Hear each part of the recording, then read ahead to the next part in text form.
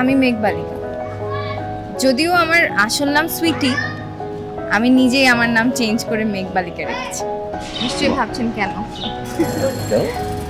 কারণ মেঘ আমার খুব পছন্দের একটা নাম। আমি তো অন্ধ, কখনো মেঘ দেখার সুযোগ পাইনি। তবে মেঘ থেকে নাকি বৃষ্টি ঝরে, তাই মেঘ নামটা আমার খুব পছন্দ। ও, আপনার নামটা জিজ্ঞেস করা হলো না। আপনার নামটা? আয়ান। আয়ান? ওয়াও, আপনি তো খুব লাকি।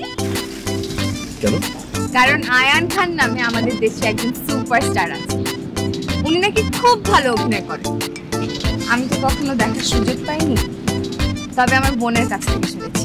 জানেন, আমার বোন তো আয়ান খানের ডাই হার্ট ফ্যান। উনি নাকি খুব গুণী অভিনেতা। অবশ্য গুণ না থাকলে তো সুপারস্টার হওয়া যায় না। ও যখন আমাকে এসব কথাগুলো বলে আমি খুব আফসোস করি। আই উইশ আমি আয়ান খানকে দেখতে পারতাম, প্রাণ খুলে কথা বলতাম। আচ্ছা, ধরুন আপনি আয়ান খানের সাথে কথা বলছেন, কি জিজ্ঞাসা করছেন? কিচ্ছু জানতে চাই, তবে তার কাছ থেকে আমি একটা জিনিস চাই। সেই জিনিসটা যদি তখন তার কাছে না থাকে? সব সময় থাকে। আমি খুব সহজ একটা জিনিস চাইবো, কিন্তু খুব দামি, যেটা কখনো ফুরায় না, সবসময় মানুষের কাছে। কি আমি কি জানতে পারি? অবশ্যই জানতে পারে। কখনো যদি আয়ান খানের সাথে দেখা হয়, আমি তাকে বলবো আমার গালে একটা কিস করতে। যদিও এটা কখনোই পসিবল না, আমার মতো অন্ধ মানুষকে কে কিস করবে?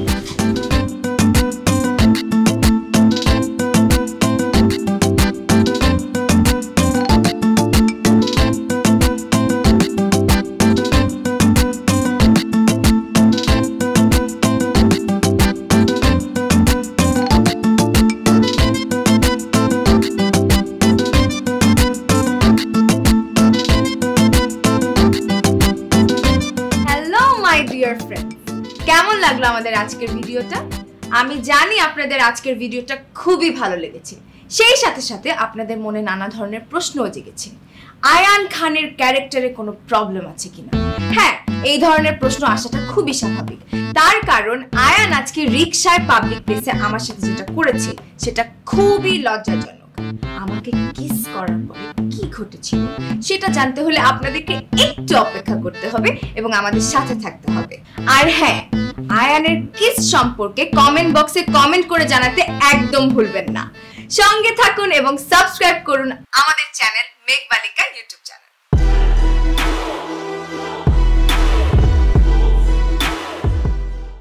টিউব ম্যানেজার, ক্যামেরাম্যান, ক্যামেরাম্যান না, ডিরেক্টর অফ ফটোগ্রাফি।